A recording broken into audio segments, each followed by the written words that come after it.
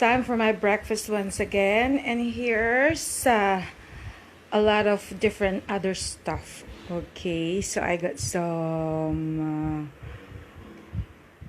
chicken right there, fried chicken, and some other types of bread.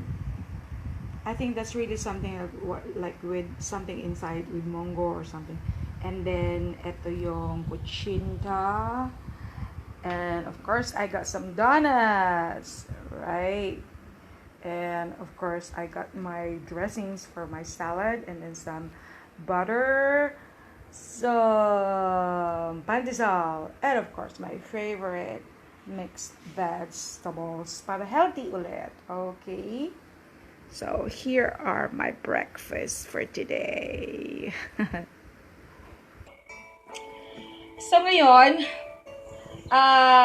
puntahan naman natin yung issue tungkol kay Vice Ganda, because according to a certain write-up, and then there's actually a teacher who was referring to Vice Ganda as, yun nga, sinasabi niya kung pagpapatuloy pa ni Vice Ganda yung ganong klase ng entertainment niya,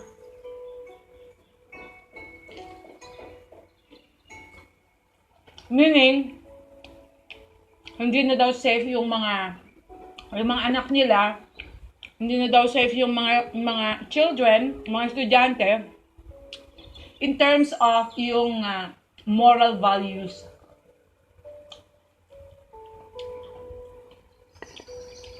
And as everyone knows, the way Vice Ganda give out her sense of humor, diba? Well,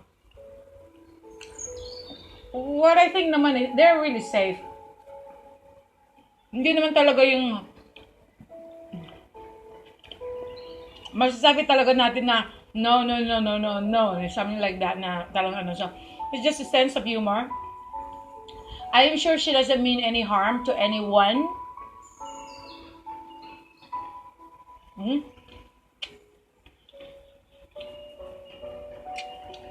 Marami nga lang naiirita, of course, dahil ibang klaseng entertainment or ibang klaseng sense of humor meron siya. But for all those open-minded, I am sure that there's really no problem with that. Otherwise, the MTRCB would actually just prohibit the station or the program to continue airing, what she's doing. But as of now, I don't think that's really a problem.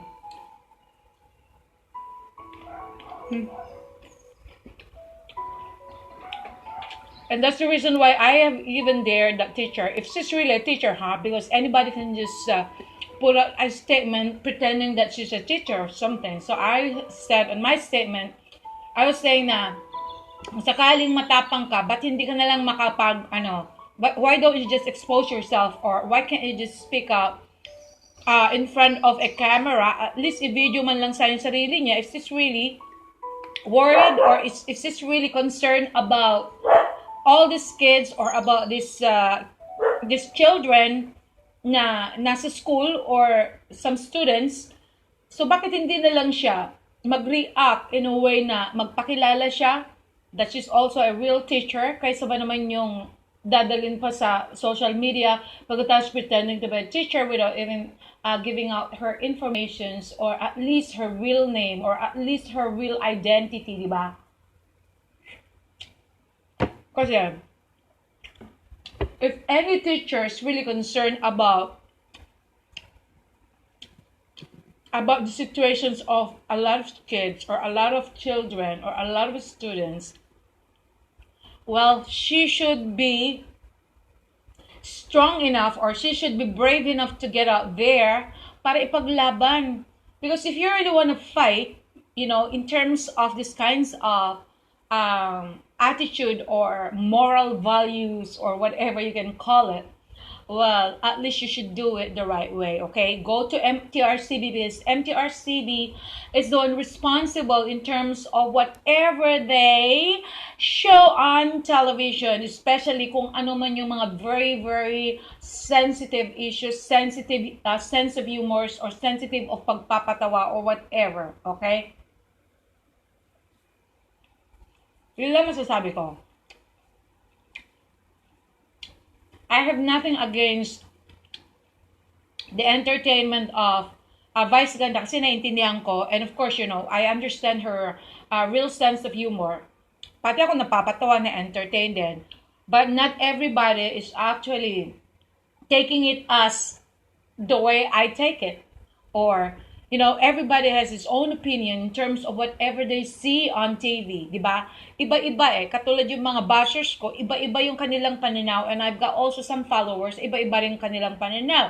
And some other people would ask me, say, why would you allow anyone put their comments like that? And then all of a sudden, you cannot just block, or can you just delete, or what? Can't you just ignore, or can't you just do something about what has been commented right there? And I said, hey, that's their own opinion. I couldn't change their opinion. Everyone was intended to have his or her own opinion because that's theirs. I cannot change anybody, and I cannot have anyone do such a thing that she is or he is not. Diba? Everybody has a different kinds of mentality.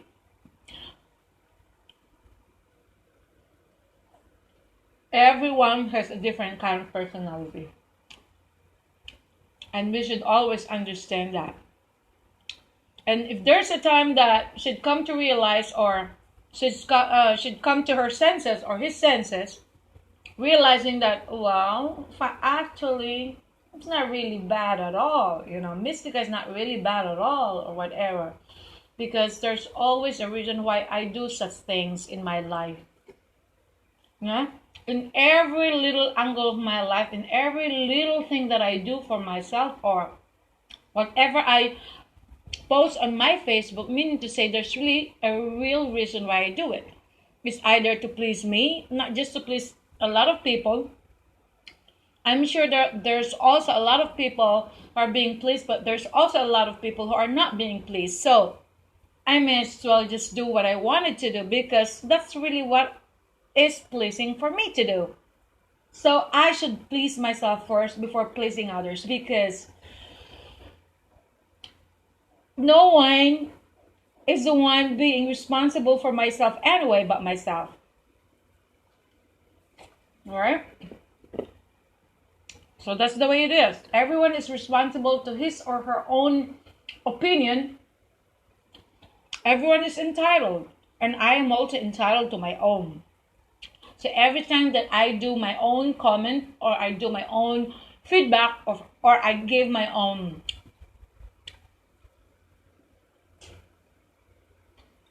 opinion,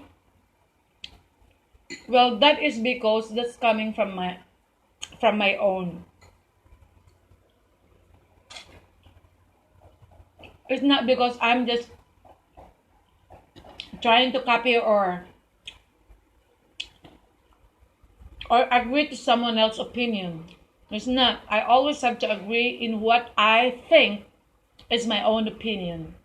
And if I know that I am not being realistic, or if I know that I am not really saying something that is really right, and then I also have the right to change my own opinion. Kanya-kanya tayong opinion yan eh. Hindi natin pwedeng i-stop, or hindi natin pwedeng baguhin ng isang tao kung hanggang doon talaga ang kaya ng utak niya. O ngayon, dahil hindi rin kaya na ng tao na baguhin ang utak ko, because the way I think is totally different to how they think. And that's the reason why I just have to do it on my own. Whatever I do is because it's my own. And I'm responsible to whatever circumstances.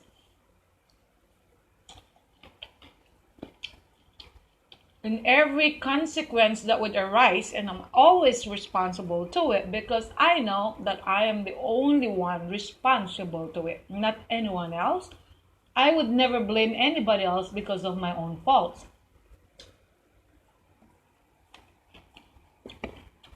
And the same thing to other people.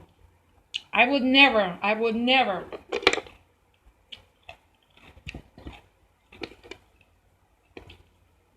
allow anyone that they would actually put me responsible to whatever their faults are. Diba? Kung ano yung ginawa ni Maria, doesn't mean na yun na rin ako. Kung ano yung kasalanan ni Mario kay ni Juan, that doesn't mean that that's already my kasalanan, di ba? So, kung ano man yung naibanggit ng isang teacher, that doesn't mean that all the teachers would say the same thing. Kung ano man ang naging statement ng isang vice ganda, that doesn't mean that every entertainer has the same kind of way of entertainment. So, iba-iba talaga kami ng style. So, kung hindi yon ma-accept ng mga ibang tao, then they just have to tell their children or they just have to tell their students that, hey, this is it. We know that you are actually watching at every other program right there, including Vice Gandas, but you just have to understand na may mga bagay-bagay na hindi tama para sa inyong mga bata. Or you still have the right to say something anyway to the students, and you cannot just blame because of Vice Ganda, di ba? Ang isang kinabukasan or ang isang kahihinat ng isang tao is not because of just Vice Ganda. I mean, it could have been different things. It could have been other people, or they can be influenced by the people around them, or just by their parents, or by their teachers, or just anything else, you know. Hindi lang sa dahil nakita nila si Vice Ganda nagsalita ng ganon, or she's acting, or she's actually doing some stuff that is really very similar to what other children are doing, and then doon na talaga isisi kay Vice Ganda because they're actually watching her.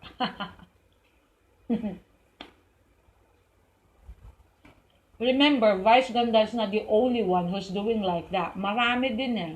Diba? Look at on YouTube, look at on Facebook. Mas marami pang mas masahol dyan eh, diba? Hindi rin pwedeng isisi kay President because, you know, if a certain person or a certain child ay nagmura or whatever, I mean, swearing, yeah.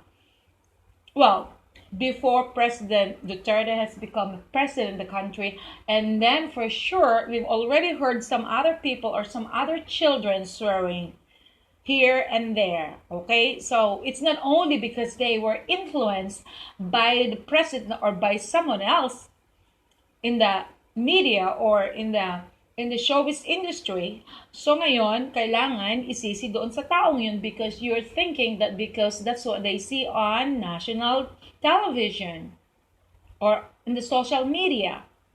Mali yun. Diba? So, nasa parents pa rin yun kung paano nila turuan ang kanilang children, okay? It's up to the parents how can they teach or how can they influence their kids so they could be better kids or they can be kids who are going to grow up with good manners and right conduct. Kasi yung tinatawag na GMRC because I am sure na once you're in school, because we've learned those, GMRC, they've taught us. Teachers have taught us those, okay? So, hindi lang talaga kung ano yung mga nakikita nila on television and then yun na yun. Mas marami pang ibang factors how a certain kid can actually progress or can actually destroy kung ano man yung nakikita ngayon ng mga tao. Maraming na-influence because that was your choice. Pero if a certain kid didn't choose to be like that, or if parents would choose to straighten up their kids and tell them exactly what is good for or bad, and that's totally different thing.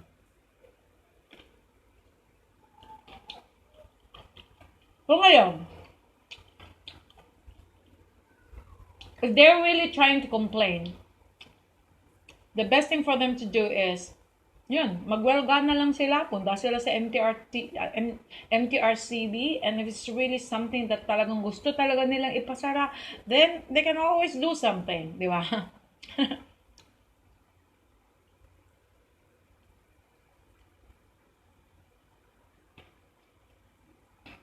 Magkaisa sila. They'll unite each other and then complain, and then they go to where they should go.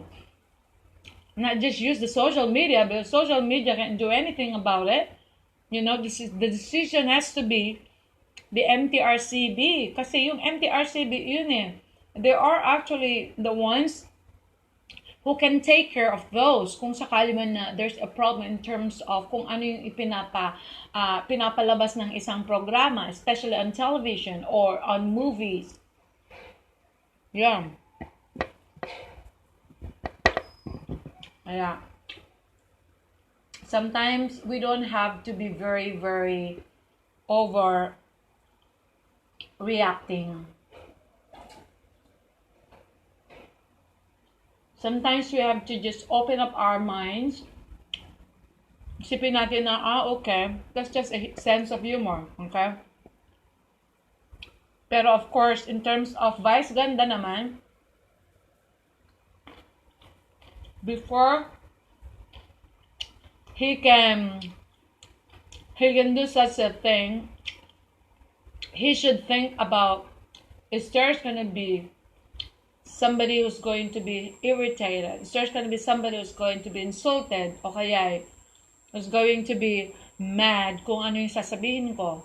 Because not everybody can take it as a humor.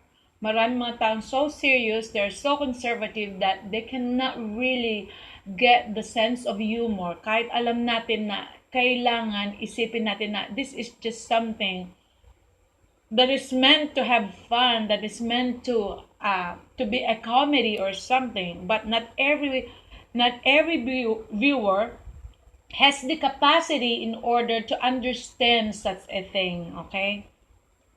So we just have to be responsible also. We just have to be very, very sensitive enough to understand what we do before they can be acted right there and they can be shown to people.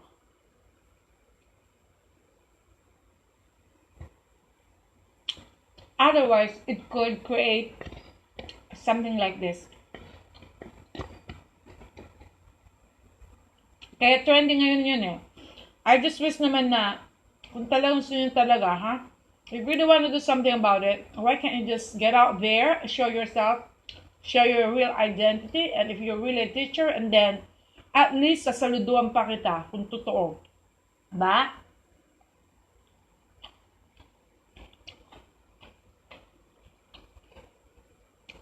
But if you're just trying to hide yourself and using the social media in order to give out your sentiments, and it doesn't make sense. Makukuha mo yung mga yung mga sympathy ng mga tao, but is it really doing something in order to solve the problem, in order to give out some solutions? Of course not. It's not doing anything for the solutions, just creating more problems. More controversy, more problem. Hindi mo alam na nagagather ka rin ng mga people who are going to bash you also, because marami talaga na people who are really open-minded and they think that Vice Ganda's performance or entertainment is just for fun. Di ba? So ngayon, kung hindi mo talaga na ile-level kung ano yung mentality ng ibang tao who can really understand, who can really have their own opinions, that they can actually just be open-minded in terms of accepting what Vice Ganda's way of entertaining people, well, iba ka, well, ganun lang yun eh. Diba? Everyone wasn't meant to be the same. Nakamasarap to. I think this is one of my favorites, diba? Ito I'm not really sure what is this. It got some ang sarap. Parang may mga beans sa loob. Parang ito yung ano, malagkit na prinito. And then there's really something inside, like some beans, some peanuts, some kind of thing. It's really very good though. And of course, we got our bread.